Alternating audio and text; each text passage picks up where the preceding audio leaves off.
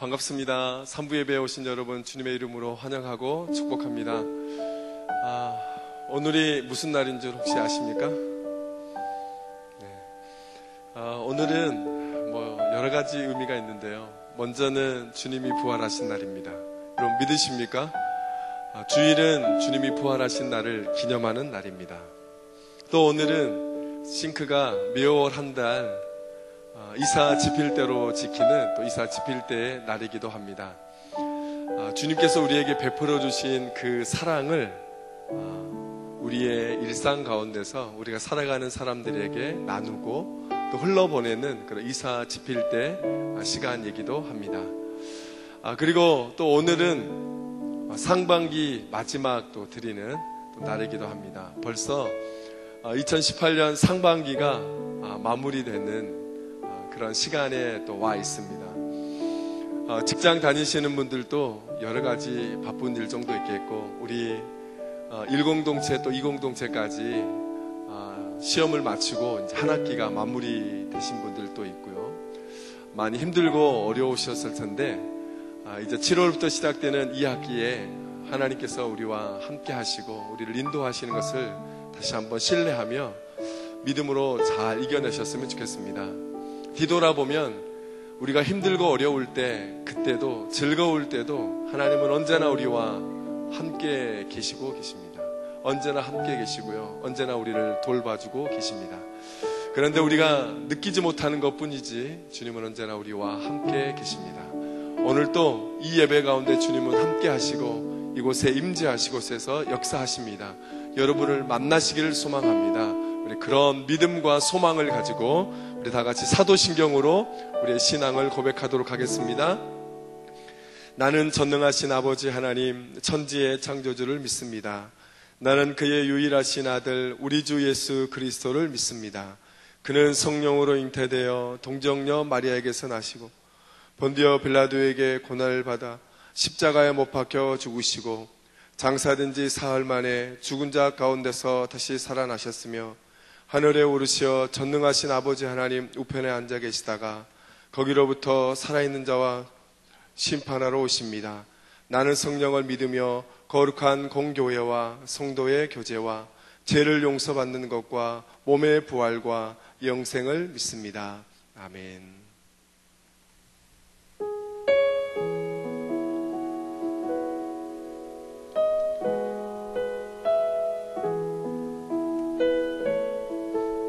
오늘 이 예배 가운데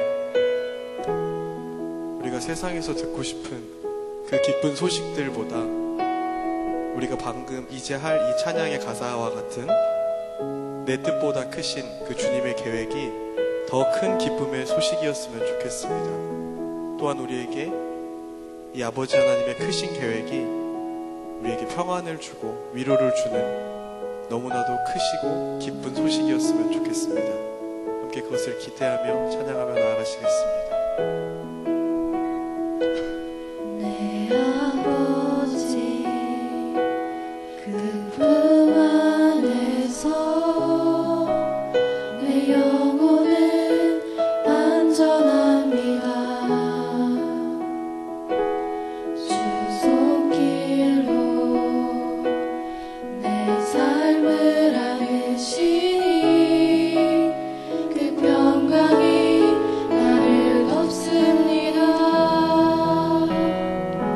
나 비록 넘어지며 흔들리지만 주 내 안에 거하며 나를 붙드시니 내 생각을 주께로 돌리고 주시는 평강에 옷을 입습니다. 주 약속 안에서 주 약속 안에서 내 영혼 평안해. 내 뜻보다 크신 주님의 계획 다 신뢰해. 두려움 다 내려놓고 주님만 의지해. 주 안에서 내 영혼 안전합니다.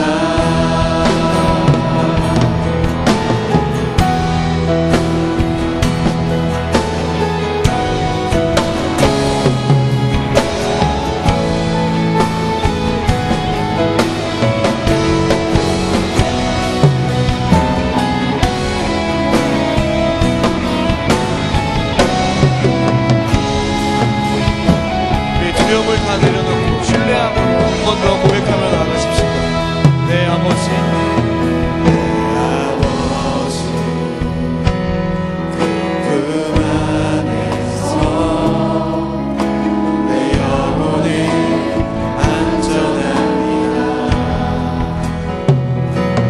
주 손길로 내 삶을 안으시니 그 평강이 나를 덮습니다. 우리 한 번 더 고백할까요? 내 아버지 그 품 안에서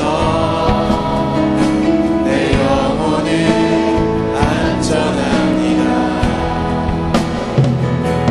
주 손길로 내 삶을 안으시니 그 평강이 나를 덮습니다. 아멘. 나 비록 넘어지면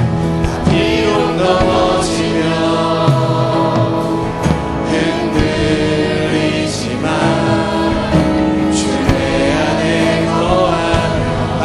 붙드시니 내 생각을 주께로 돌리고 주시는 평강의 옷을 입습니다. 주 약속 안에서 영원 평안해. 내 뜻보다 크신 주님의 계획 나 신뢰해.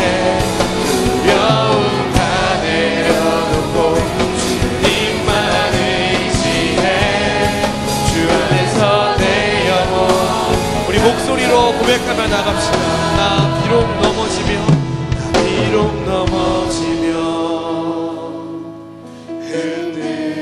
우리 인정하며 고백하며 나갑시다. 주 내 안에 거하며 나를 붙드시니 내 생각을 주께로 돌리고 주시는 평강의 옷을 입습니다. 주 약속 안에서 내 영혼 평안해. 내 뜻보다 크신 주님의 계획 나 신뢰해.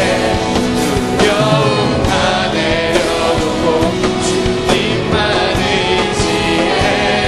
주 안에서 내 영혼 안전한. 주 약속 안에서 주 약속 안에서 내 영혼 평안해.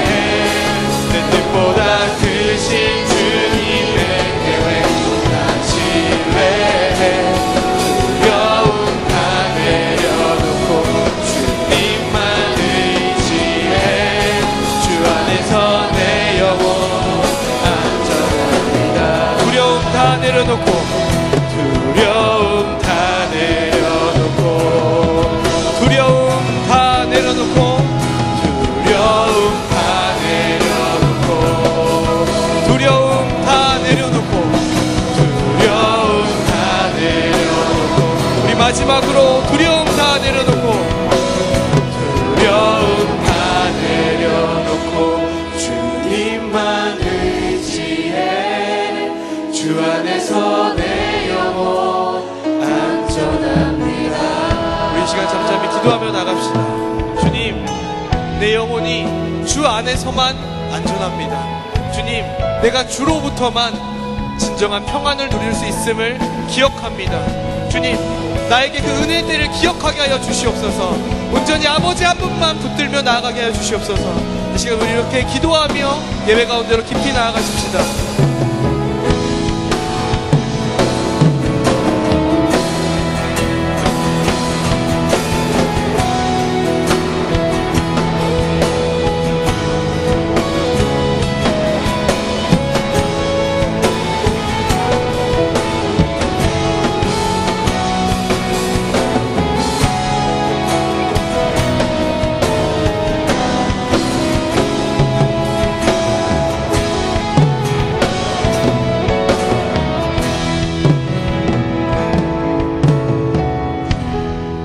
예수 그리스도의 이름으로 간절히 기도했습니다. 아멘.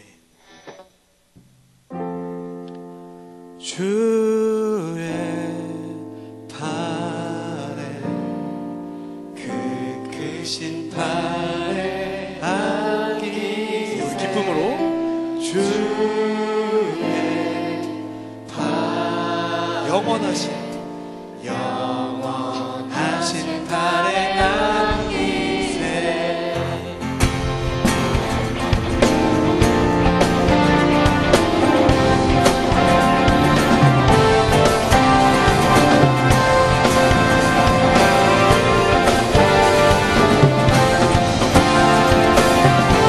주의 친절한 주의 친절한 팔에 안기세. 우리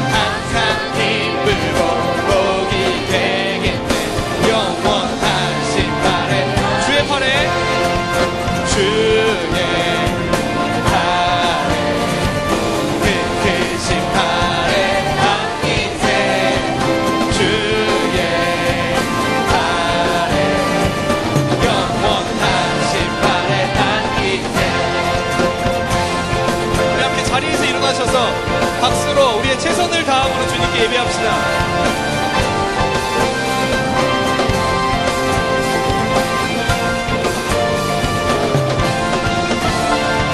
우리 2절 가사로 고백할까요? 날이 갈수록 주의 사랑이 푸른 광야에 비치고 천천가는 게 편히 가리니 영원한 우리 한 번 더 고백합시다. 날이 갈수록 주의 사랑이 푸른 광야에 비치고 천천가는 게 편히 가리니 영원하신 팔에 안기세 주의 팔에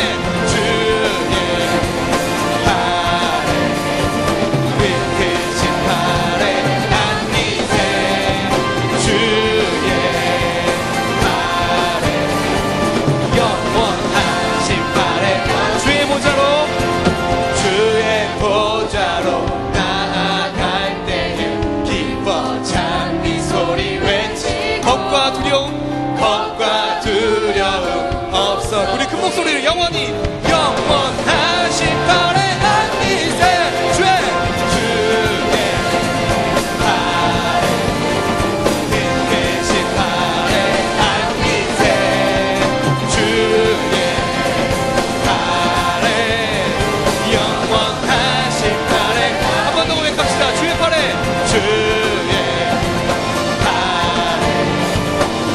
크신 팔에 안기세 주의 팔에 영원하신 팔에 드럼과 박수로 주의 팔에 크신 팔에 안기세 주의 팔 영원하신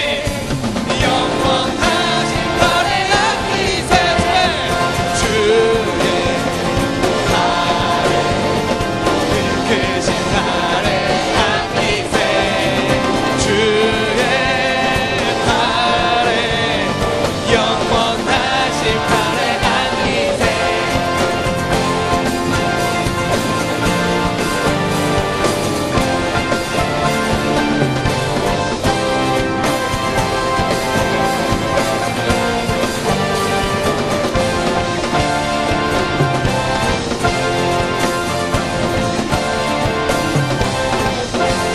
우리 하나님께 영광의 박수 올려주십시다. 우리 유일한 기쁨이 되시는 주님이십니다.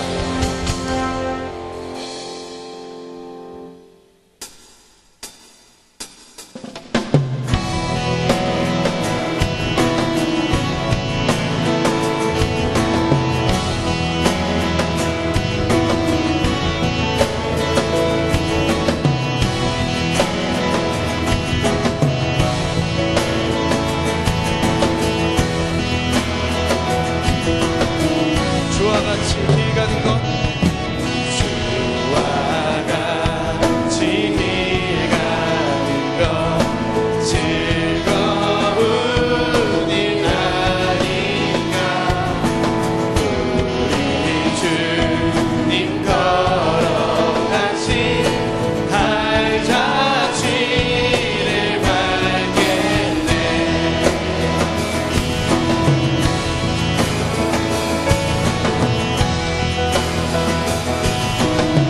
어린아이 같은 우리 어린아이 같은 우리 미련하고 약하나 주의 손에 이끌리어 생명길로 가겠네 날마다 주님 따라가리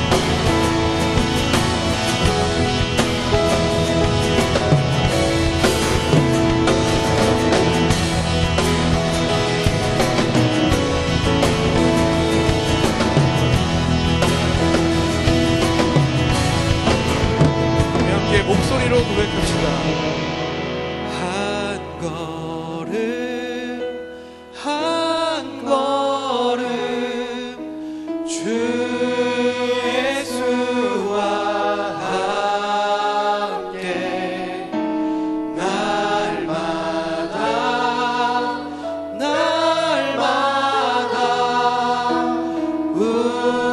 우리는 걷겠네.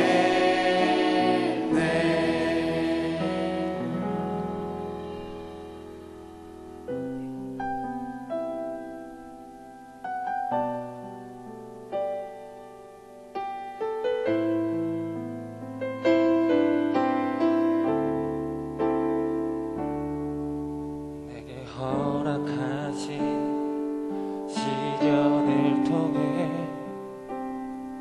나의 믿음 더욱 강하게 자라나고 험한 산과 골짜기 지나는 동안 주께 더 가까이 나를 이끄시네. 내가 겪는 시험이 어렵고 힘겨워도 내 주님보다 크지 않네. 내 앞에 바다가 갈라지지 않으면 주가 나로 바다 위 걷게 하리. 나는 믿네. 주의 능력으로 내 삶 새롭게 되리. 나는 믿네. 주의 능력으로 담대히 나가리라. 주와 함께 싸워 승리하리라. 날마다 믿음으로 나 살아가리.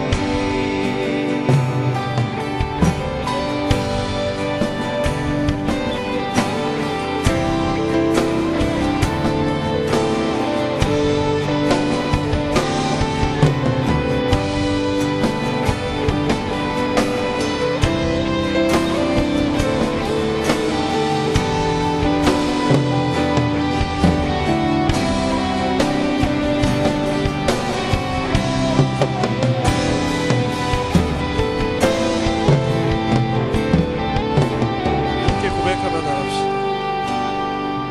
내게 허락하신 시련을 통해 나의 믿음 더욱 강하게 자라나고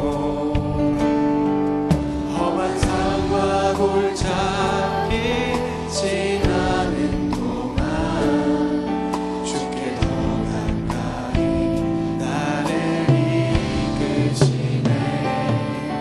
내가 겪는 시험이 어렵고 힘겨워도 내 주님보다 크지 않네. 내 앞에 바다가 갈라지지 않으면 주가 나로 바다 위 걷게 하리. 나는 믿네.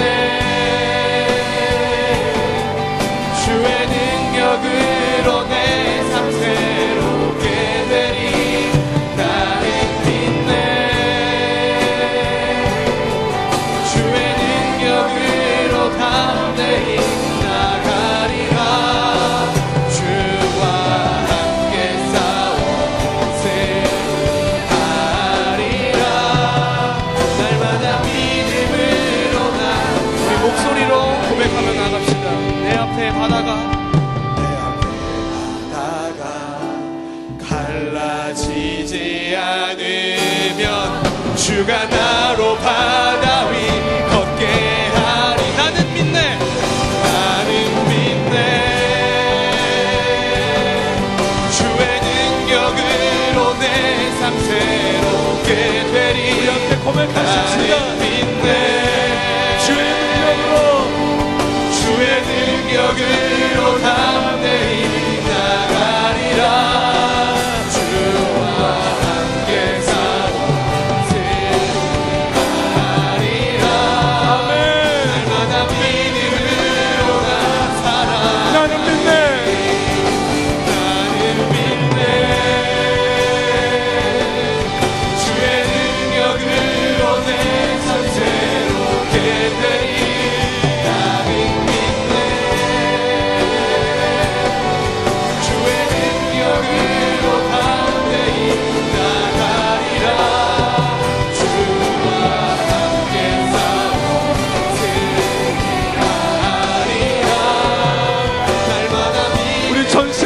함께 고백하며 나갈 수 있습니다. 나는 믿네. 아멘. 주의 능력으로 내 삶 새롭게 되리. 나는 믿네. 주의 능력으로 담대히 나가리라. 주와 함께 싸워 승리하리라. 날마다 믿음을 우리와 함께 하시는 주님을 바라보며 함께 기도하며 나가겠습니다.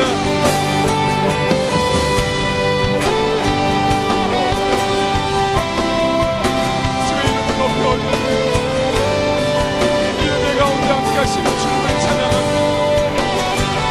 우리와 함께 하시는 주님을 믿습니다. 이곳에 함께 하시는 주님을 찬양합니다.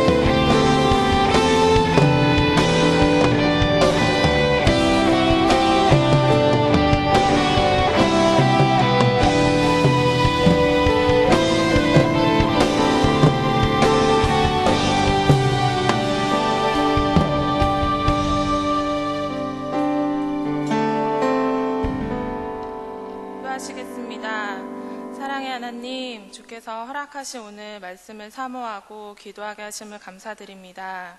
아버지, 지난 한 주 살아가면서 순간순간 주신 은혜들을 깨닫지 못하고 하나님보다 사람을 더 의식하며 살아간 모습들을 회개합니다. 모든 것을 아시는 하나님 앞에서 정직함으로 부끄럼 없게 하시고 인간적 계산, 의심, 불신을 내려놓고 예수님 이름으로 선포하며 믿음으로 기도하게 하소서. 싱크 공동체를 위해서 기도합니다. 주님이 엮어주신 영적 가족들을 제 몸처럼 귀하게 여기며 함께 기도하며 필요를 나누는 사랑의 공동체를 만들어가게 하여 주세요. 싱크에서는 2018년 8월 14일부터 17일까지 진행되는 국내 단기 선교를 준비하고 있습니다. 준비하고 훈련하는 동안 내가 드러나는 것이 아닌 나는 낮춰지고 오직 예수님만이 드러나기를 소망합니다. 예수님께서 우리 안에 오셔서 우리의 생명이 되신 것처럼 이제는 우리를 통해 주님의 사랑을 흘러보내기를 원합니다. 청년들을 위해 헌신하시는 강한일 목사님의 계획하시고 진행하시는 모든 일에 하나님의 도우심이 항상 있기를 기도하며 주님의 말씀을 선포하시는 지영은 목사님의 뜸마다 주님이 함께 하시어 주님의 향기가 넘쳐나도록 주님이 강하게 지켜주시기 기도합니다. 예배를 통해 어렵고 힘듦이 회복되는 놀라운 역사가 있기를 간절히 원하며 이 모든 말씀 예수님의 이름으로 기도드렸습니다. 아멘. 주기도문 하시겠습니다. 하늘에 계신 우리 아버지, 아버지의 이름을 거룩하게 하시며 아버지의 나라가 오게 하시며 아버지의 뜻이 하늘에서와 같이 땅에서도 이루어지게 하소서. 오늘 우리에게 일용할 양식을 주시고 우리가 우리에게 잘못한 사람을 용서하여 준 것 같이 우리 죄를 용서하여 주시고 우리를 시험에 빠지지 않게 하시고 악에서 구하소서. 나라와 권능이 영광이 영원히 아버지의 것입니다. 아멘.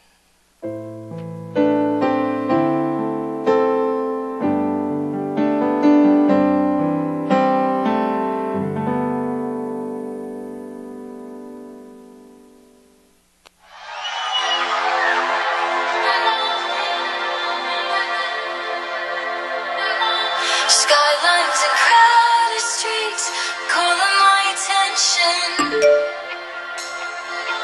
the limelight and empty dreams, craving my affections. But there is a perfect voice waiting above the noise. Jesus, my only choice when all the lights are screaming. Then I get lost in your eyes.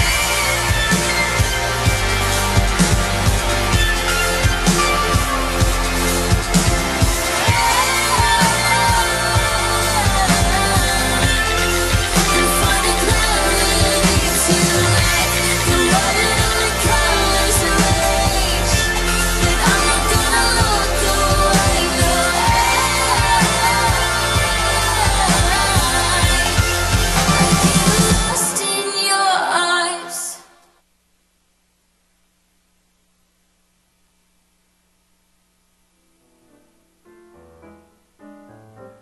오늘도 예배 잘 드리자. 오늘은 예배 잘 드리자. 둘 다 좋아요. 잘해보자는 마음이 중요하니까. 안녕하세요. 싱크뉴스입니다. 어디로 가지? 유싱크스 여러분, 예배당 앞 새가족 등극부스로 오세요. 싱크 국내 선교를 위한 MT 6월 29일 금요일 저녁 8시 30분부터 다음날 아침 예배까지 함께하는 시간. 국내 선교를 준비한 싱크스도 아직 고민 중인 싱크스도 아쉽게 못 가는 보내는 선교사 싱크스도 싱크 청년부라면 누구나 참여 가능합니다. 싱크 청년부는 1020 그리고 몇 공이죠? 네, 30동체 언니, 오빠, 누나, 형들을 위해 함께 기도하는 120동체 동생들 또 동역자가 됩시다. 30동체는 오늘 기도 모임으로 예배 후 202호에서 진행됩니다. 아까 국내 선교 MT 광고를 캐치하셨다면 금요 모임 눈치채셨지요? 아침 예배와 국내 선교 MT로 인해 금요 모임은 없습니다. 오전 7시에 드리는 아침 예배 함께 합시다. 빰빰빠밤. 어디서 많이 본 성씨죠? 8호기 동갑내기 예비 부부 지현범 형제와 윤수진 자매의 결혼 소식입니다. 6월 30일 12시 30분 성남성결교회 3층 대예배실입니다. 결혼 축하드려요. 목마른 당신, 깨끗한 예배당을 위해 들어오시기 전에 놓고 들어오시죠? 그렇다면 예배 후엔 어떻게 하시나요?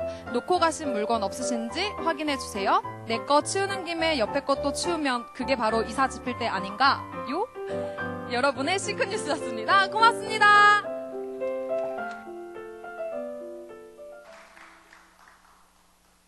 오늘 우리에게 주신 하나님의 말씀은 로마서 11장 1절부터 6절까지 말씀입니다. 봉독하겠습니다. 그러므로 내가 말하노니 하나님이 자기 백성을 버리셨느냐? 그럴 수 없느니라. 나도 이스라엘 일이요 아브라함의 씨에서 난 자요 베냐민 지파라. 하나님이 그 미리 아신 자기 백성을 버리지 아니하셨나니 너희가 성경이 엘리야를 가리켜 말한 것을 알지 못하느냐? 그가 이스라엘을 하나님께 고발하되 주여 그들이 주의 선지자들을 죽였으며 주의 제단들을 헐어버렸고 나만 남았는데 내 목숨도 찾나이다 하니 그에게 하신 대답이 무엇이냐?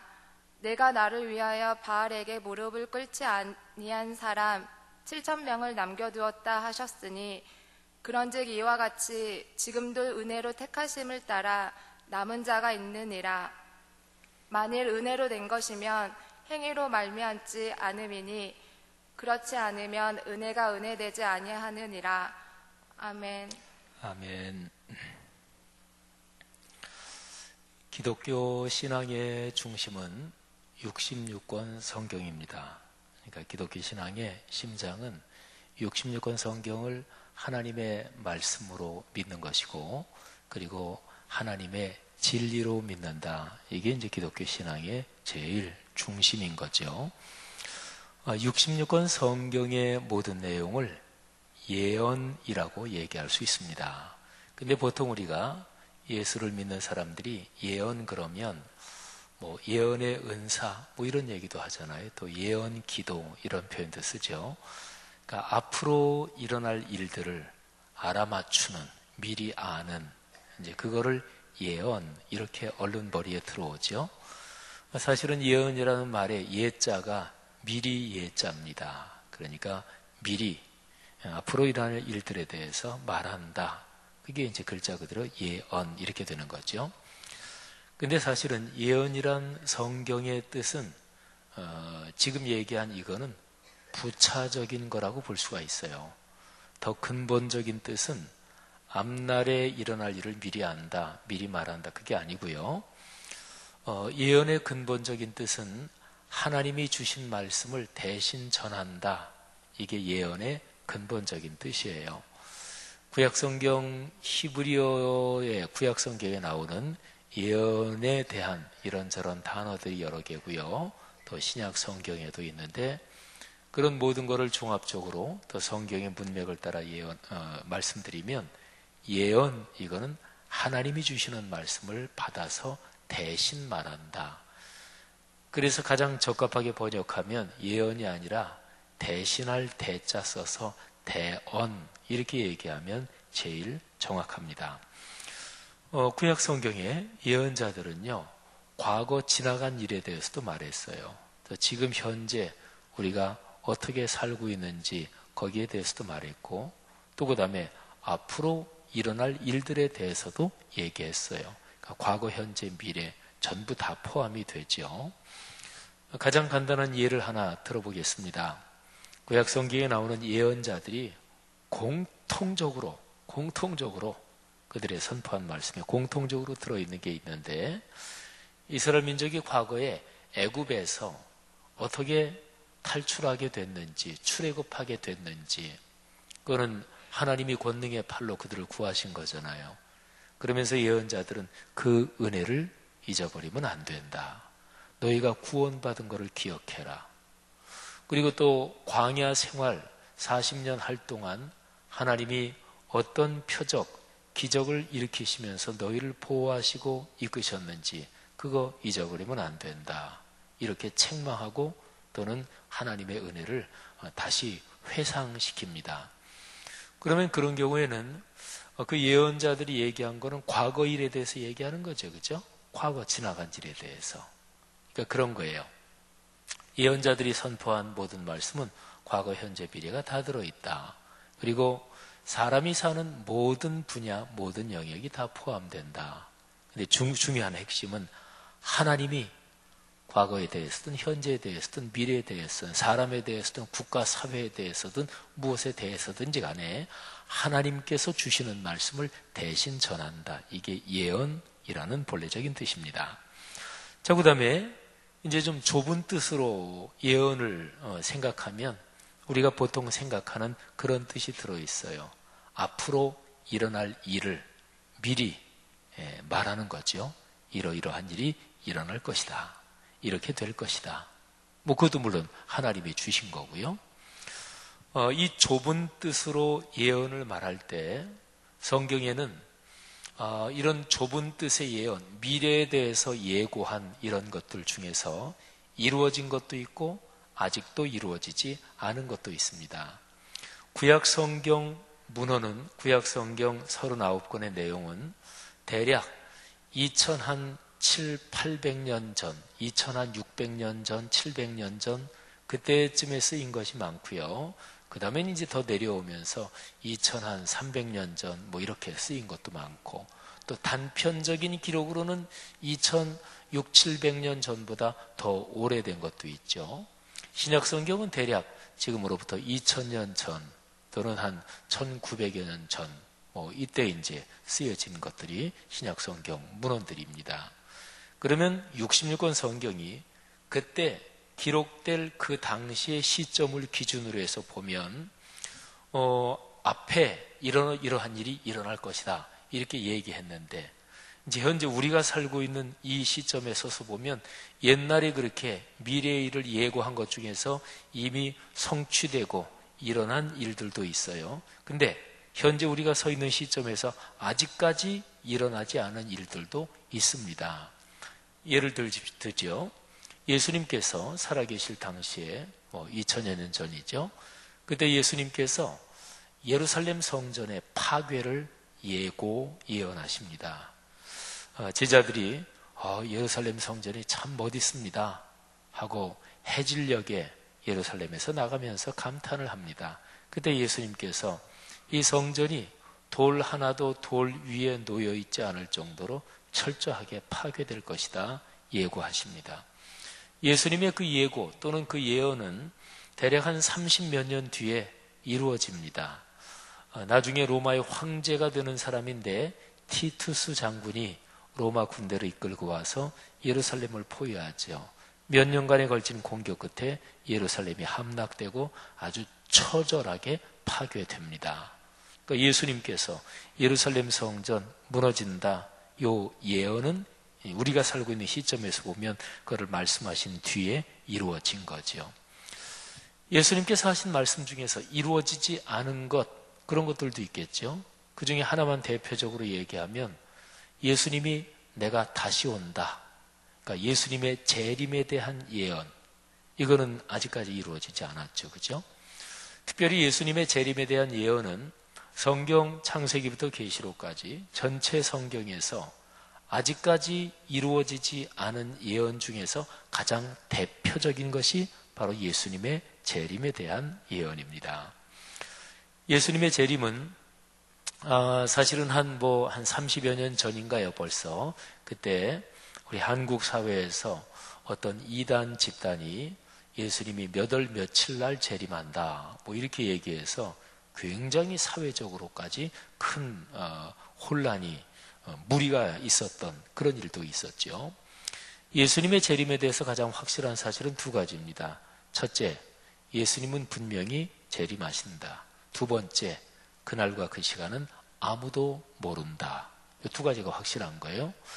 그래서 예수님의 재림에 언제 재림하신다 그러면 그거는 다 잘못된 거라고 보면 돼요.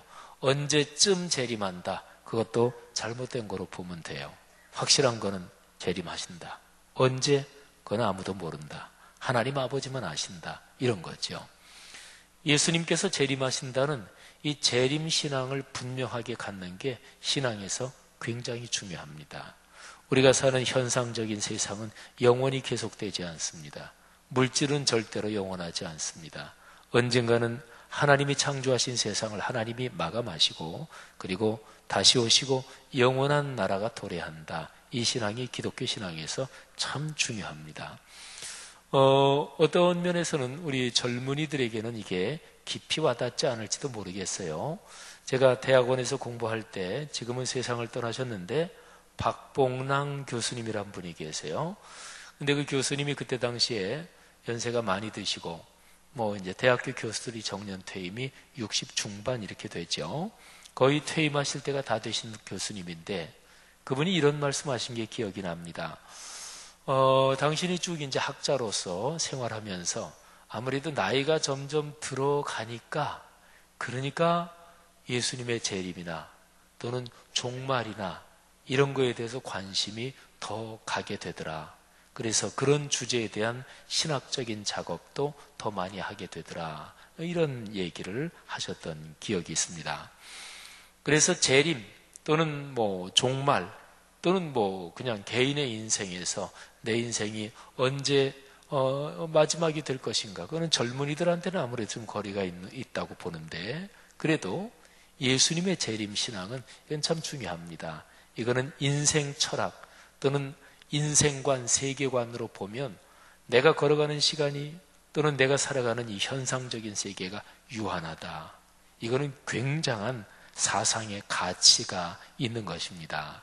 그러니까 이 세상이 영원하지 않으니까 영원을 바라보게 되고, 그리고 영속하는 것을 사모하는 마음이 있게 되고 그런 거지요. 그래서 전도서 말씀에 하나님께서 사람에게 영원을 사모하는 마음을 주셨다, 이런 거죠. 우리 젊은 여러분, 성도 여러분들이요, 예수님이 다시 오신다, 이 재림에 대한 신앙이 우리의 신앙 속에 명백하게 또 굳건하기를 주님의 이름으로 권면합니다. 자, 예수님의 재림, 이루어지지 않은 예언 중에서 가장 대표적인 거예요. 근데 이루어지지 않은 예언 중에서 또 하나만, 이것도 굉장히 중요해요. 2000년 기독교 역사 속에서 요 예언도 아직까지 이루어지지 않은 예언 중에서 굉장히 중요하게 생각했던 거예요. 요 주제가 뭐냐면 유대인들이 구원을 어떻게 받느냐. 제가 지금 얘기하는 유대인은 당연한 얘기지만 혈통적 유대인입니다. 이스라엘 민족, 혈통적 이스라엘 민족이 구원을 어떻게 받느냐. 혈통적으로 보면 이스라엘 민족 유대인들의 혈통은 아브라함 한 사람에게서 시작이 됩니다. 그래서 쭉 내려오는, 오늘날 보통 우리가 그냥 유대인 이렇게 부르는 사람들, 그 사람들이 사도 바울이 살던 2000년 전 그때 당시에 그 사람들이 어떻게 구원을 받느냐, 이거는 굉장히 중요한 문제였습니다. 그 주제가 로마서 9장부터 11장까지 기록이 되어 있습니다. 로마서는 사도 바울이 로마에 살고 있는 그리스도인들에게 쓴 편지입니다. 바울은 이 편지를 쓸 때까지도 로마에 있는 그리스도인들을 만난 적이 없어요.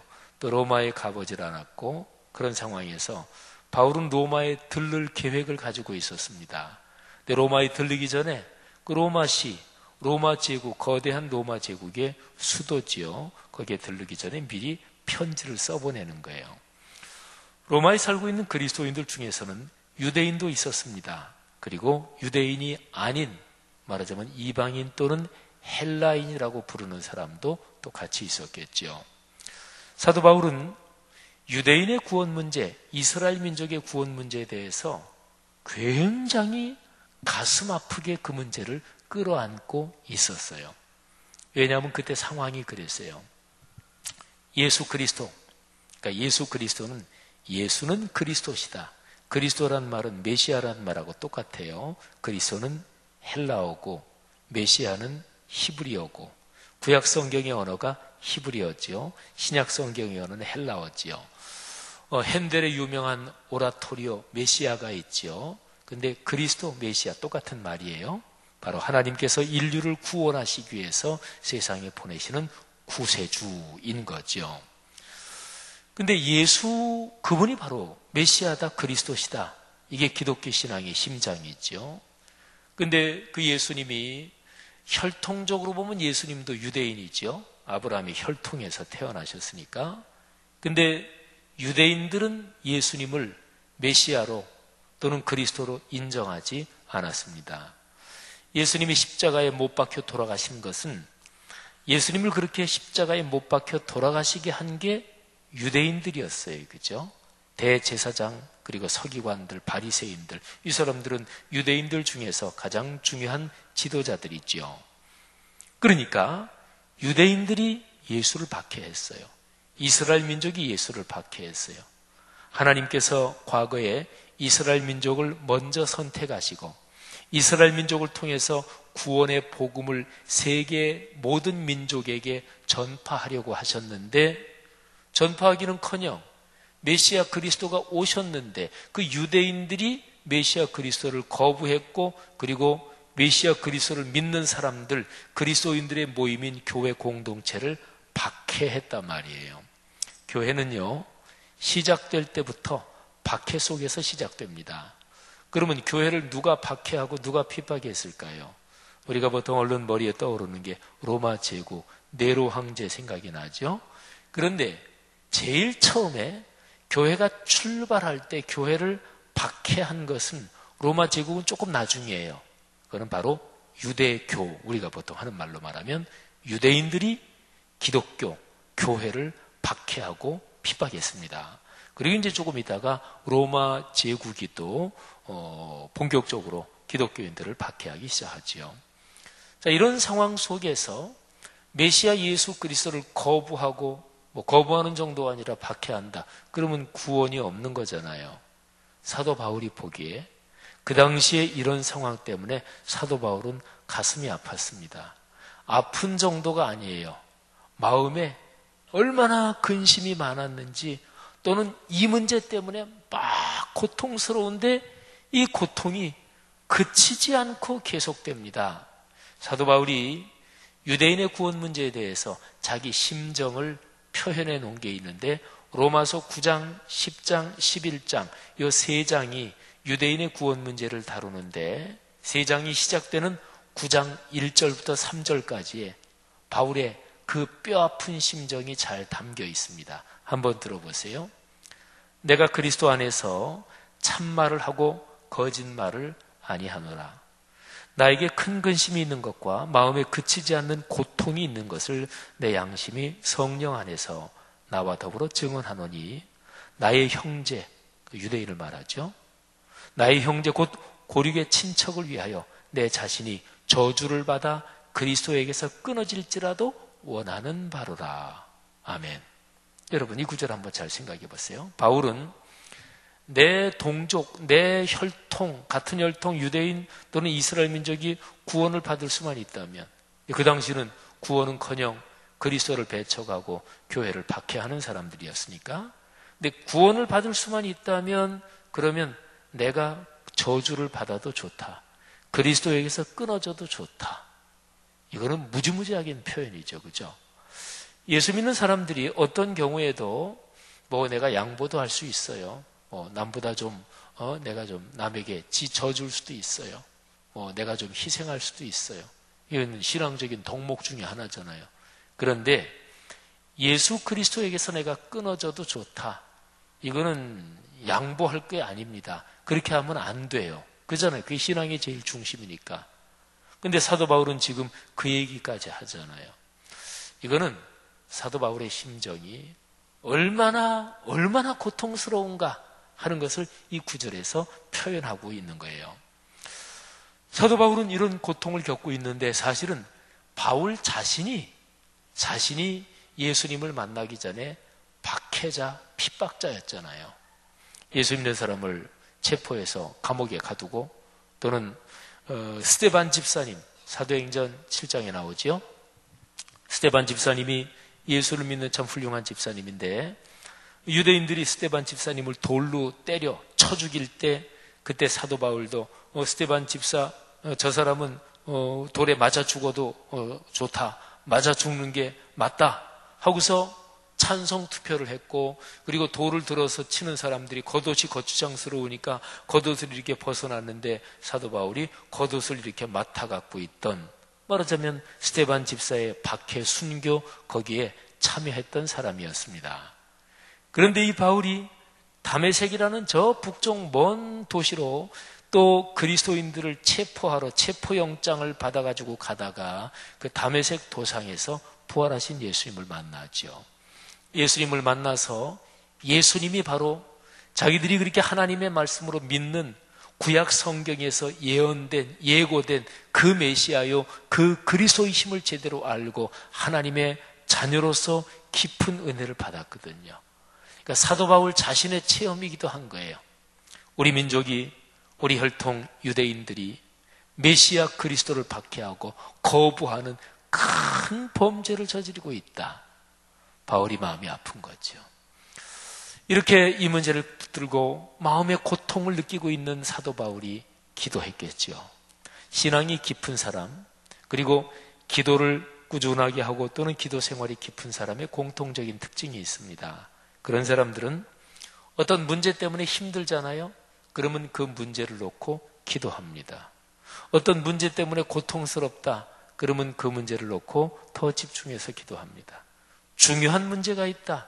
그러면 당연하지요. 중요한 문제니까 그 문제를 붙들고 깊이 기도합니다. 여러분, 예수 믿는 사람들이, 신앙인들이 어려운 문제가 있을 때 다 기도하나요? 이렇게 관찰해 보면 안 그렇습니다. 고민하는 문제가 있고 어려운 문제가 있어. 고민도 해. 막 그런데 기도는 안 해요. 그런 그리스도인이 사실은 적지 않습니다. 근데 신앙이 깊은 분들, 기도가 얼마나 커다란 축복인지를 아는 사람들, 또 기도의 응답의 체험이 있고 기도가 깊은 사람들, 이런 사람들은 다르지요. 어려운 문제, 힘든 문제 있다 기도하지요. 중요한 문제 당연히 더 열심히 기도하지요. 바울이 그랬겠죠. 자기의 동족이 메시아를 거부하고 그리스도를 믿는 사람들을 박해하는 이 참담한 상황에서 자기도 옛날에 그런 체험을 했는데, 그러니까 얼마나 마음이 고통스럽고 힘들었겠어요. 바울이 이 문제를 붙들고 당연히 기도했겠죠. 집중적으로 기도했겠지요. 금식 기도도 했을 것입니다. 그런데 그렇게 기도하는 중에 하나님이 가르쳐 주십니다. 사도 바울아, 너희 동족 유대인들의 구원 문제는 내 커다란 섭리 가운데 이렇게 진행되는 거다 하고 하나님이 가르쳐 주셔요. 그게 로마서 11장 25절 26절에 기록이 되어 있습니다. 제가 한번 읽어볼 테니까 들어보세요. 25절과 26절 앞부분까지 제가 한번 읽습니다. 형제들아, 지금 편지를 보내는 거죠. 형제들아, 너희가 스스로 지혜 있다 하면서 이 신비를 너희가 모르기를 내가 원하지 아니하노니. 이 신비는 바울이 2번이나 신비라는 단어를 쓰는 것에 주목하십시오. 이 신비는 이방인의 충만한 수가 들어오기까지 이스라엘 또는 유대인의 덜어는 우둔하게 된 것이라. 그리하여 온 이스라엘이 구원을 받으리라. 여러분, 이게 무슨 뜻인가요? 사도 바울이 주님 앞에 이 고통스러운 문제를 놓고 계속 기도하고 간절히 기도하는데 하나님이 가르쳐 주셨어요. 근데 바울은 이거를 신비라고 표현합니다. 신비는 뭐가 신비예요? 다 안다. 그건 신비가 아니잖아요. 그렇죠? 특별한 사람만이 아는 게 신비예요. 그리고 깊이 그거를 들여다보는 사람이 소수다, 적다. 그게 신비라 그래요. 그러니까 유대인의 구원 문제에 대해서는 일반적으로 누구나 다 아는 게 아니에요. 바울이 굉장히 깊이 간절히 기도하다가 하나님한테 그거를 이제 알게 됐습니다. 구도가 이런 거예요. 바울이 살던 당시 현재, 그 당시 현재에 유대인들은 예수를 십자가에 못 박아 죽였고 또 예수를 믿는 사람들 교회를 박해하고 핍박하고 있었죠. 그 당시에 현재 상황입니다. 그런데 유대인들이 예수 그리스도를 복음을 거부하기 때문에 이 복음 전파가 이방인들에게도 방향을 틀게 됩니다. 바울은 자기 동족을 그렇게 사랑한 사람이잖아요. 그러면 바울을, 하나님이 바울에게 사명을 주기를 너희 동족들을 전도해라, 복음을 전해라, 이렇게 하면 굉장히 적합한 사람이에요. 아니, 자기 동족의 구원을 위해서 내가 저주를 받아서 내가 지옥 가도 좋다, 그리스도에게서 끊어져도 좋다, 이 정도로 자기 동족을 사랑하는 사람이니까 너는 너희 동족한테 복음을 전해라, 이 사명을 줘야 제일 적합하잖아요. 그런데 하나님께서는 바울을 이방인들에게 복음을 전하는 이방인의 사도로 사명을 주십니다. 그러니까 바울이 이방인들에게 복음을 전하고 유대인들이 복음을 거부하니까 자연히 복음 전파, 복음은 땅끝까지 전해져야 되잖아요. 그래서 이방인들에게 본격적으로 복음 전도의 문이 열리고 그쪽으로 선교가 강력하게 진행이 돼요. 그런데 그게 하나님의 섭리라는 거죠. 이렇게 해서 이방인들의 충만한 수, 이 충만한 수가 얼마만큼인지는 정확하게 나오지 않죠. 근데 어쨌든 이방인들의 충만한 수가 예수님을 나의 주님으로 믿고 하나님의 자녀가 되고 그래서 하나님의 집으로 들어오고 그리고 나서 그때까지는 과정적으로 잠정적으로 이스라엘 민족, 하나님이 미리 선택하신 유대인들이 우둔하게 되고 마음이 굳어져 있고 복음을 반대하지만 그런데 이방인의 충만한 수가 들어오고 난 다음에 결국은 온 이스라엘이 구원을 받는다. 사도 바울이 기도의 응답을 받은 거죠. 마음의 굉장한 큰 고통을 안고 있다가 바울이 얼마나 하나님께 감사했을까요? 여러분, 오늘 로마서의 이 말씀을 이렇게 보면서 사실은 저는 오늘 이 설교를 우리 한반도의 상황을 생각하면서 오늘 설교를 준비했습니다. 특별히 내일이 한국전쟁, 6.25 전쟁이 벌어진 지 68주년이 되는 이제 해지요. 68년 전에 한국 민족끼리 피를 흘리면서 싸웠어요. 우리 한국의 남북 분단과 또는 통일에 대한 문제를 얘기할 때 흔히 독일하고 많이 비교를 해요. 독일 통일에서 우리가 교훈을 얻을 게 많이 있죠. 그런데 독일하고 한국 경우는 다른 점도 많습니다. 다른 점 중에서 가장 대표적으로 다른 점이 있습니다. 그게 뭐냐면 독일은 동서독으로 분리됐죠. 우리는 남북인데. 근데 독일은 동서독으로 분리될 때 자기 민족끼리 동독, 서독끼리 총을 쏘고 또는 피를 흘리는 싸움을 한 적이 없어요. 2차 세계대전 끝나고 패전국으로서 승전국인 미, 영, 프랑스 뭐 이런 연합군하고 또 러시아도 거기 2차 세계대전 종전 때 연합군에 참여했거든요. 그래서 승전국에 의해서 그냥 그렇게 갈린 거예요. 근데 우리도 비슷하긴 해요. 승전국에 의해서 갈렸다. 그거는 비슷해요. 근데 우리는 갈리고 나서 1945년 종전이 되고 그리고 갈리고 나서 남북이 따로따로 정부가 수립이 되고 그리고서 1950년에 전쟁이 발발해서 남북이 같은 동족끼리 수도 없이 죽이고 그리고 피를 흘리는 이 전쟁을 겪은 거죠. 이 점이 이제 결정적으로 다른 거죠. 하나님의 섭리와 은혜라고 많은 사람들이 그렇게 보지요. 남북 정상회담, 북미 정상회담 이거를 통해서 그토록 서로 그냥 적대시하고 그리고 작년 말까지만 해도 전쟁이 일어나냐 어떠냐 이런 상황이 지금 평화의 무드가 조성되고 있습니다. 북한의 비핵화나 이런 게 뭐 어떤 과정을 거쳐서 얼마나 이 평화가 더 확대될 것이냐 많은 사람들이 결코 간단하지 않을 거다. 굉장히 많은 난관이 있을 거다 예상이 되지만 어쨌든 현재로서는 전반적으로 평화의 무드가 확산되는 중에 있다 이렇게 봐도 좋겠지요. 하나님의 은혜입니다.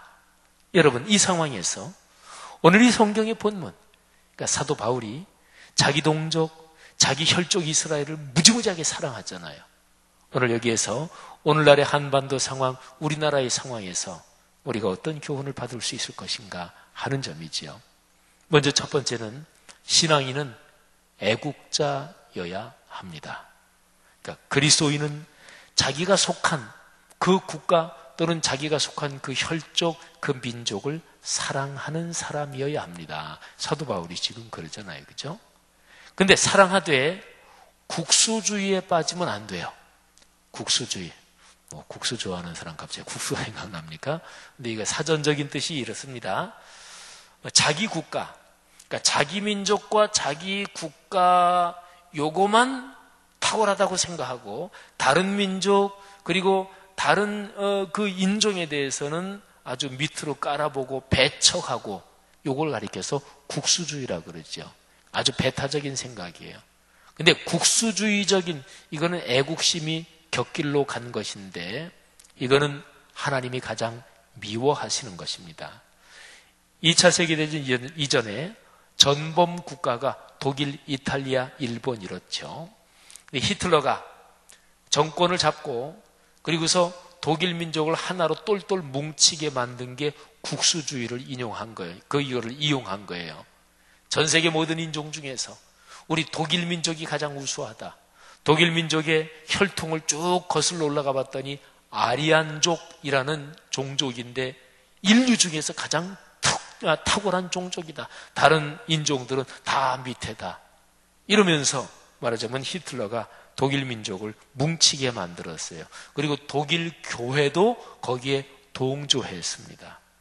여러분 국수주의를 이용하면 어느 집단을 뭉치게 하는 것은 어떤 면에서는 굉장히 쉬워요. 일단은 국수주의가 발동하기 시작하면 그러면 그 집단이 같이 뭉치는 것은 아주 간단합니다. 근데 이게 이제 문제지요. 집단 이기주의에 빠져서 다른 민족, 밖의 사람을 배척하고 배타적으로 하고 그러면 이제 이 집단이 다른 집단과 전쟁이 나고 갈등이 나고 이러는 거죠. 하나님이 가장 미워하시는 것입니다. 일본이 우리나라를 강제 점령하고 그리고 통치하던 그 시절에 일본도 똑같았어요. 일본 민족이 최고 우수한 민족이다. 우리 조센징 아주 깔아보는 말이지요. 조선 놈들 뭐 이 정도 말이지요. 조선 것들. 조센징 또는 중국 사람은 다 2류, 3류 민족으로 열등한 종족이다. 이렇게 생각을 한 거죠. 이런 국가들 또는 역사상으로 이런 통치 방식, 이런 세계관, 이런 인간관을 가지고 있었던 그런 국가들은 성경적으로 보면 그거는 악한 국가들이고 악한 사상들인 거죠. 그리스도인이 나라를 사랑해야 된다 그러는데 국수주의적으로 빠지면 안 되는 거죠. 어떻게 사랑해야 될까요?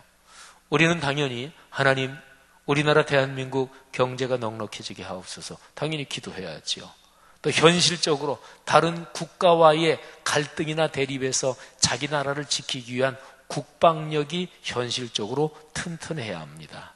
근데 이제 방향이 문제인 거예요. 우리나라 잘 살게 해주십시오. 국방력도 우리나라를 잘 지킬 수 있도록, 또 이 동아시아의 상황에서 얼마나 강대한 나라들이 다 둘러싸고 있어요. 중국 말할 것도 없고 일본도 굉장히 강력하고 러시아 마찬가지고요. 그런데 이런 속에서 우리나라를 잘 지킬 수 있도록 국방력이 튼실한 게 아주 중요하죠. 그런데 근본적인 방향이 뭐냐? 하나님 우리나라 부유하고 그리고 강한 나라가 되게 하시고, 그래서 전 세계적으로 굶어 죽고 어려운 나라 도와주는 나라 되게 하옵소서. 인륜 도덕을 근간으로 하는 그런 건강한 나라 되게 하옵소서. 말하자면 이런 애국심을 가져야 된다는 거죠. 우리나라의 지도자 중에서 백범 김구 선생 또는 안중근 선생, 이런 구한말 또는 이런 때 있던 지도자분들이, 또 일제시대 때 독립운동을 하던 지도자들 중에서 참 훌륭한 분들이 그런 생각을 가졌어요. 백범 김구 선생, 하나님 우리나라 이게 군사력 힘이 강하게 하시되 타국의 침입으로부터 제 나라 지킬 정도면 되겠습니다. 또 우리나라 경제력이 강하게 하시되 우리나라 전 국민이 잘 살 수 있을 정도로 그렇게 넉넉하면 되겠습니다. 근데 군사적으로 너무나 강력해서 그 군사력을 다른 나라, 다른 민족을 향해서 사용하고 싶은 그 정도로 강력한 거 원하지 않습니다. 경제적으로 너무너무 풍요로워가지고 인간정신이 망가지는 그런 건 원치 않습니다. 국력 또는 경제력 그 정도로 부유하게 하시고 넉넉하게 하시되 우리나라가 정신의 가치를 가지고 다른 나라와 더불어 살아가며 동양의 여러 나라들이 평화롭게 살아갈 수 있는 그런 정신적 가치를 가진 나라가 되게 하옵소서. 이게 백범 선생 또는 안중근 선생 이런 분들이 가지고 있었던 동양 평화론이었습니다. 대단하죠, 그죠? 얼마나 자랑스러워요. 신앙인들이 나라를 사랑한다 하는 것은 바로 이런 거를 말하는 거죠. 사랑하는 젊은이 여러분들이요, 여러분들이 앞으로 걸어가는 인생, 요즘은 100세 시대라 그러니까 지금 여기 20대 후반인 사람은 한 70년 넘게 더 사시고 100세를 기준으로 본다면 한번 100에서 자기 나이 다 빼보셔요. 여러분들이 앞으로 살아갈 이제 기간입니다. 여러분이 이 대한민국 국민으로서 신체적으로는 어느 나라 국민이잖아요. 우리가 이 세상을 떠나면 영원한 하나님의 나라로 가지만 신체를 가지고 살아가는 여러분의 인생 여정에서 대한민국이 그리고 한국 사회가 건강하기를 축복합니다. 경제적으로 넉넉하기를 축복합니다. 또 대한민국이 축구가 아쉽게 그냥 져서 독일을 꺾어야 16강 올라가는데 독일은 지금 절대로 지면 안 된다면서요, 그죠? 독일이 아주 기를 쓰고 그냥 각오를 하고 있는데 그런 독일을 이길 수 있을까? 이게 가망성이 별로 없을 거라 생각이 되지만 어쨌든 여러분이 인생길을 걸어가는 여러분의 인생에서 축구 FIFA 랭킹 그러면은 대한민국이 적어도 3위 안에 늘 들고, 그래서 대한민국이 독일도 막 꺾고 그리고 브라질, 아르헨티나 다 꺾고 생각만 해도 아주 기쁘죠, 그죠? 하여튼 그런 나라 되기를 바랍니다. 근데 정신의 가치와 영적인 가치를 가지고 대한민국의 경제적인 부가 넘쳐나는 걸 가지고 어려운 나라 돕고 그리고 땅끝까지 복음을 전하고 인륜의 인도주의적인 이런 실천이 강력하고 풍부한 나라, 전 세계에서 대한민국 그러면 참 진짜 좋은 나라다, 그렇게 되기를 축복합니다. 그렇게 여러분의 인생길을 걸어가기를 축복합니다. 여러분, 오늘 이 성경 말씀에서 바울은 남은 자라는 표현을 합니다. 바울이 그 당시에 자기 민족을 생각할 때 마음이 참담했잖아요. 근데 자기 민족들, 유대인의 구원 문제에 대해서 얘기하면서 구약 시대 때, 그 옛날에 엘리야 시대 때 자기 역시 유대 민족이 참담하고 비참했던 시절을 예를 듭니다. 엘리야 시대 때 이스라엘 민족이 전부 다 우상 숭배로 빠지고 의인은 전부 다 없어졌고 잡혀 죽기도 하고 또 그냥 쫓겨나기도 하고, 그런데 엘리야가 하나님한테 이렇게 부르짖어요. 하나님, 다 우상 숭배로 빠졌습니다. 다 신앙이 변절했습니다. 저 혼자 남았습니다. 근데 저도 잡아 죽이려고 합니다. 차라리 하나님이 제 생명을 거두어 가십시오. 저 혼자입니다. 엘리야가 그렇게 하나님한테 호소하고 그리고 절망적인 상황을 토로합니다. 근데 그때 하나님께서 이렇게 말씀하세요. 엘리야야, 바알에게 무릎을 꿇지 않은 게 너 혼자가 아니다. 바알에게 무릎을 꿇지 않은 사람 7,000명을 내가 나를 위하여 남겨뒀다. 7,000은 완전 숫자입니다. 그러면서 바울이 얘기하기를 엘리야 시대 때 그렇게 참담했는데 그 참담한 시대에도 하나님이 7,000명을 남겨두신 것처럼 지금 이 시대에도, 그러니까 바울이 살고 있던 2000년 전을 얘기하는 거예요. 지금 이 시대에도 하나님이 남겨두신 자들이 있다. 그게 바로 남은 자들이 있지요. 여러분, 시대가 악하고 시대가 절망적이어도 악한 시대에 선과 진리의 승리를 굳건하게 믿는 사람들이 남아있는 거예요. 남은 자들이 있지요. 시대가 타락하고 병들어도 그래도 건강한 정신과 올바른 신앙을 가지고 있는 사람들이 남아있는 사람들이 있어요. 남은 자들이라고 그러는 거죠. 오늘 한반도, 이 동아시아, 우리 사회에서 말이죠. 그리스도인들은 어떤 존재입니까? 그리스도인들은 사실은 어느 시대에 살든지 그 시대의 남은 자들입니다. 여러분, 우리 교회 싱크 공동체 또는 우리 교회 성도들 또는 한국교회 그리스도인들이 시대의 남은 자가 돼야 되는 거죠. 내 인생길 걸어가는데 목적이 나 하나 잘 먹고 잘 살고 부자로 잘 살다가 뭐 그러면 되지, 그게 아니라 이 시대를 향한 하나님의 구원 계획을 묵상하면서 하나님 이 일에 저를 써주시옵소서.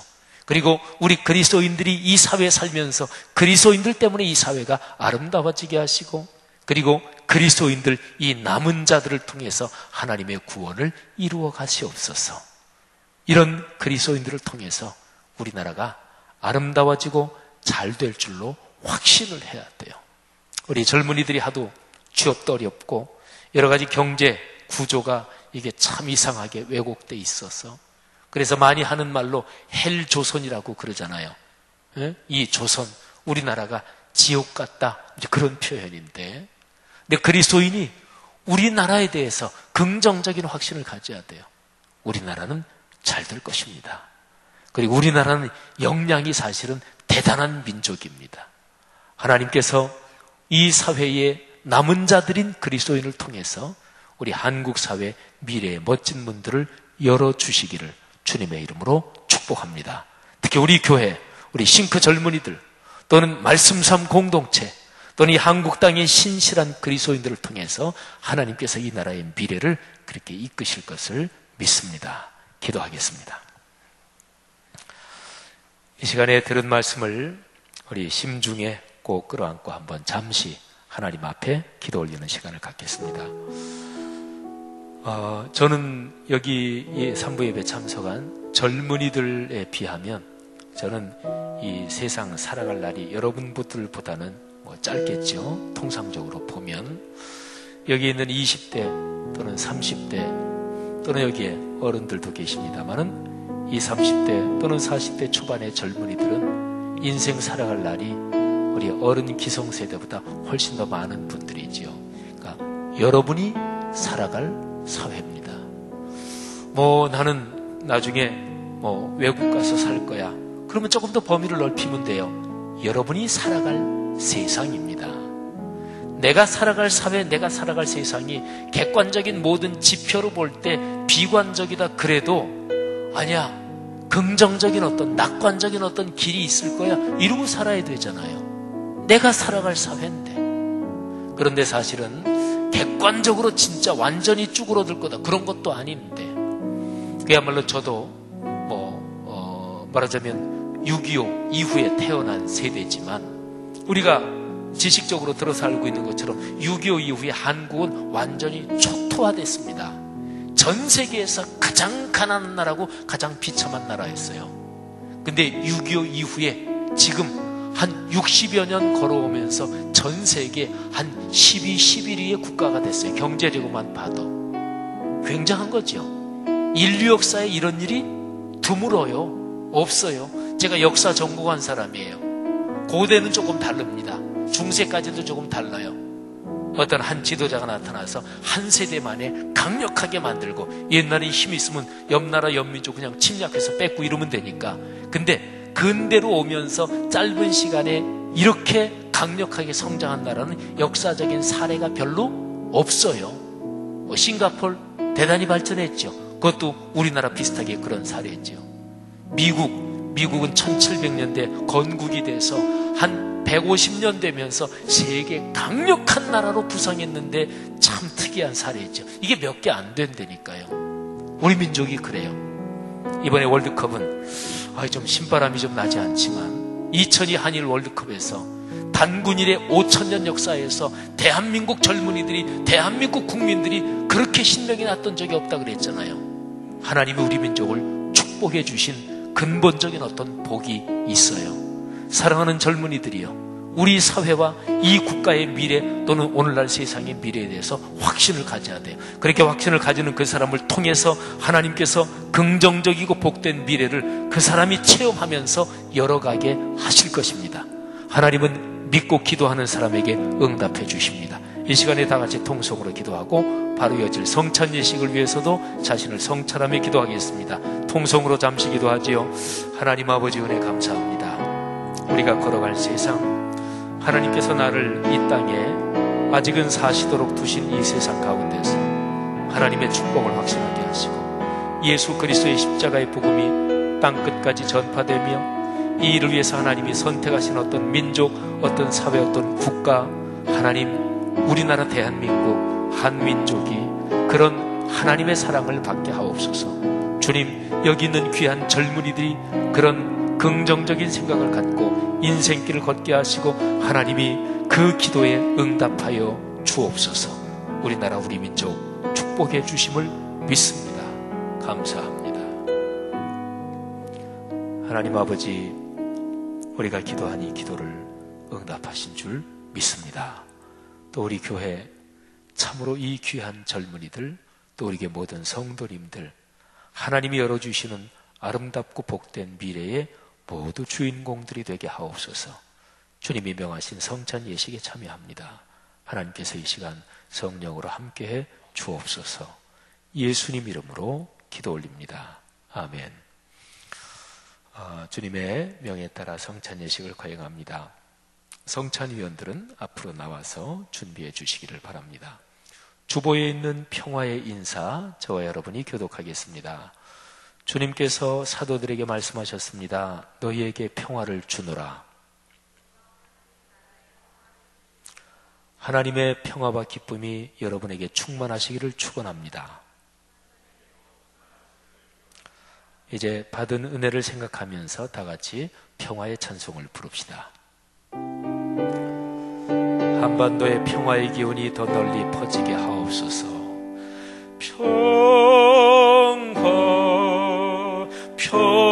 평화로다. 하늘 위에서 내려오네. 그 사랑의 물결이 영원토록 내 영혼을 덮으소서. 배찬의 말씀을 교독하겠습니다. 우리가 떼는 이 떡은 여러분을 위해 주신 그리스도의 몸입니다. 우리가 마실 이 포도주는 여러분에게 주신 그리스도의 피입니다.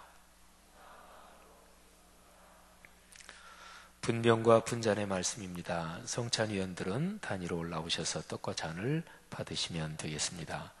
주님께서는 잡히시던 날 밤 제자들의 발을 씻기신 후 떡을 가지고 감사드리신 다음 이것은 너희를 위한 내 몸이니 이것을 행하여 나를 기념하라 하셨으니 이제 우리 다 같이 떡을 나눕시다.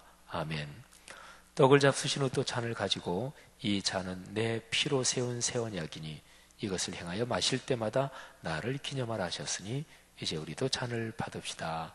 아멘. 우리 성도님들은 다 자리에서 일어나서 떡을 먼저 그리고 잔을 받고요. 둘 다 받으신 분들은 조용히 앉아서 기도하며 또 주의 음성을 듣는 기도를 드리도록 하겠습니다.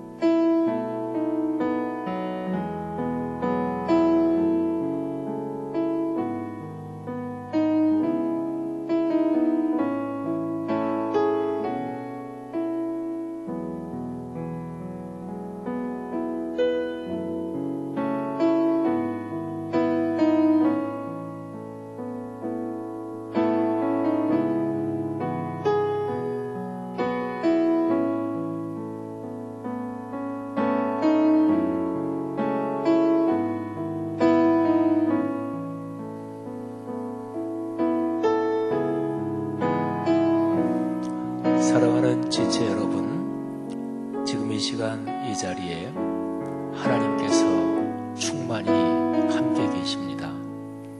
성령 하나님께서 이 자리에 가득하십니다.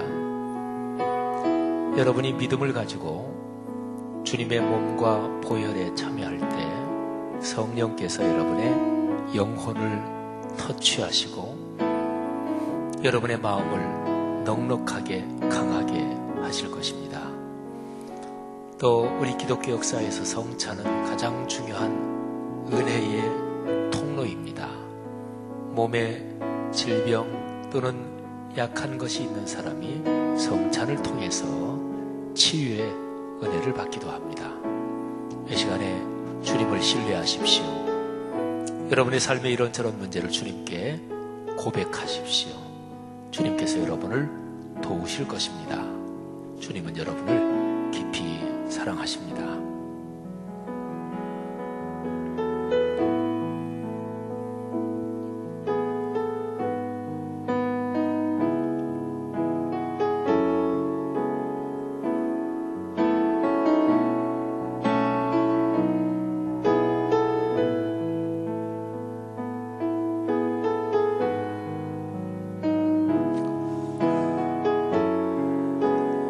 하나님 아버지, 은혜를 감사합니다. 주 예수 그리스도께서 우리를 위해서 십자가에서 희생하신 그 몸과 보혈에 우리가 참여하게 하심을 감사합니다. 믿음으로 성찬의 예식에 참여한 귀한 우리 젊은 지체들, 우리 귀한 형제 자매들, 성도분들, 하나님이 이 시간에 축복하신 줄 믿습니다. 감사합니다. 예수님 이름으로 기도합니다. 아멘. 결단의 기도, 저와 여러분이 교독합니다. 우리는 그리스도의 몸과 피를 우리 안에 모셨습니다. 주님의 몸과 피를 모셨으니 거듭난 자녀답게 살겠습니다. 하나님의 거룩하신 성령님을 우리에게 가득히 주시옵소서.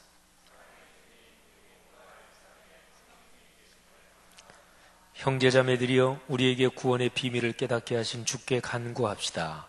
우리를 위하여 이 땅에 오신 예수님, 이 땅에 하나님의 나라가 임하게 하옵소서. 성령의 이끄심을 따라 예수 그리스도를 전하며 살게 하옵소서. 우리를 구원하신 예수님의 이름으로 기도드립니다. 아멘. 성찬위원들은 자리로 돌아가시면 되겠습니다. 다시 한번 주님 앞에 기도하는 시간을 갖지요. 하나님, 그랬습니다. 우리 사회, 우리 민족, 이 나라, 예수 그리스도의 복음을 땅끝까지 전할 수 있도록 하나님이 아름답게 복을 주실 줄로 믿습니다. 하나님, 제가 걸어가는 제 인생길에 하나님의 도우심으로 복된 일을 경험하게 하시고 주님의 일을 위해 헌신하게 하옵소서. 다 같이 한번 통성으로 또 남북 간의 북미 간의 모든 평화의 무드가 더 확산되도록 비핵화의 모든 과정 다 순조롭게 진행되도록 통성으로 한번 주님 앞에 기도 올리겠습니다. 하나님 아버지 은혜를 진심으로 감사합니다. 이 시간에 들은 말씀 끌어안고 우리가 믿음을 가지고 확신하며 주 앞에 기도 올립니다. 감사합니다. 하나님 한반도를 하나님 오늘 축복하옵소서. 주신 말씀에 따라 동아시아를 우리가 기도하며 주님 앞으로 우리 교회 싱크들을 나아갑니다. 축복하옵소서. 하나님 우리 저희를 교회 통하여 성도들을 축복하옵소서. 하나님의 놀라우신 계획하심과 하나님의 뜻이 온전히 이루어지기를 간절히 소망합니다. 하나님 저희들을 불러주셨고 저희들을 택하여 주셨고 하나님 저희들을 통하여 계획하신 주님의 일이 온전히 우리 가운데 온전히 이루어질 수 있도록 도와주옵소서. 이 나라와 이 민족을 위하여 기도합니다. 하나님 북미 정상회담 이후에 진행되는 하나님 동북아시아의 모든 정세를 주께서 붙들어 주시고 하나님 이 땅 가운데 온전한 평화가 있게 하여 주시기를 간절히 원합니다. 우리 기독 청년들이 나라와 민족을 위하여 기도하기를 소망하고 민족의식과 역사의식을 가지고 한 걸음 한 걸음 살아가는 하나님의 귀한 신구 공동체가 될 수 있도록 하나님 도우시고 인도하여 주옵소서.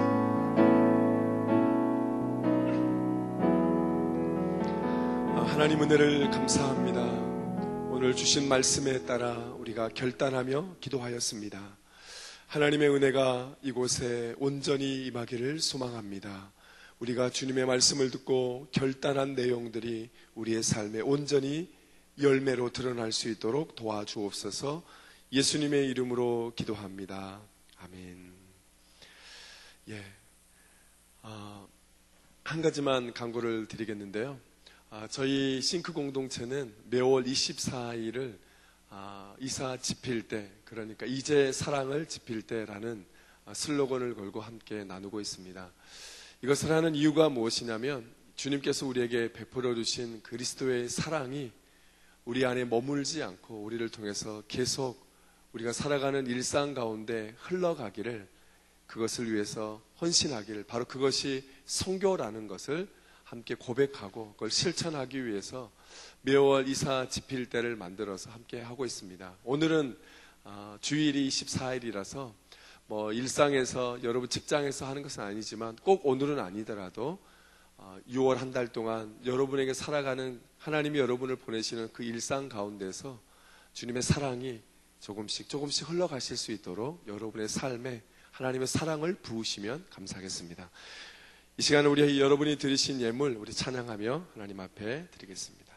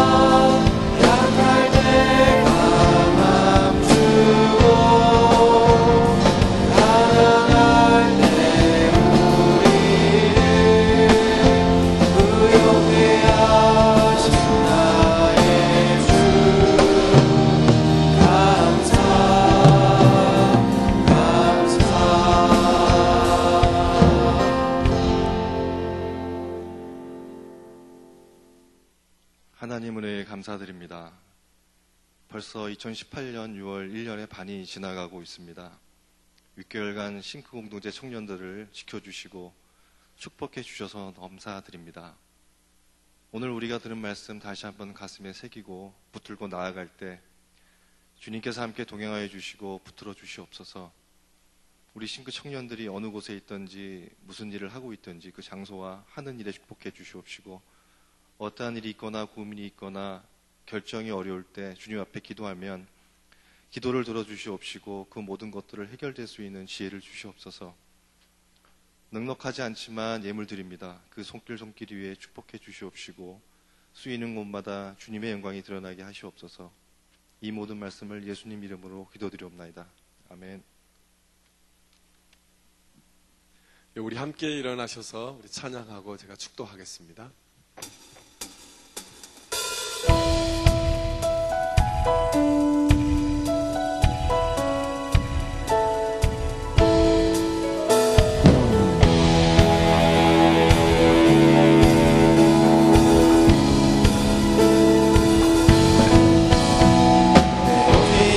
주께 영광을 돌리니 날 영원하신 기억 또 만들 주 크고 높은 위엄 말로 다 못해도 내 삶으로 드리고 싶어. 내 계신 주께 영광을 돌리니 나는 비교할 수 없는 지혜와 그 사랑 크고 높은 위엄 말로 다 못해도 삶으로 드리고 싶어. 높고 놀라운 주 이름 내 영혼 주를 찬송하며 기뻐. 위에는 높고 놀라운 주 이름 내 영혼 주를 찬송하며 기뻐. 노래해 영원할 수 없는 그 놀라운 사랑 은혜와 진리로 새롭게 하신 십자가의 보혈 놀라운 은혜. 높고 놀라운 주 이름 내 영혼 주를 찬송하며 기뻐. 이겠네 높고 놀라운 주 이름 내 영혼 주를 찬송하며 기뻐. 노래해 높고 놀라운 주 내 영혼 주를 찬송하며 기뻐. 위에는 높고 놀라운 주 이름 내 영혼 주를 찬송하며 기뻐. 노래해 노래해.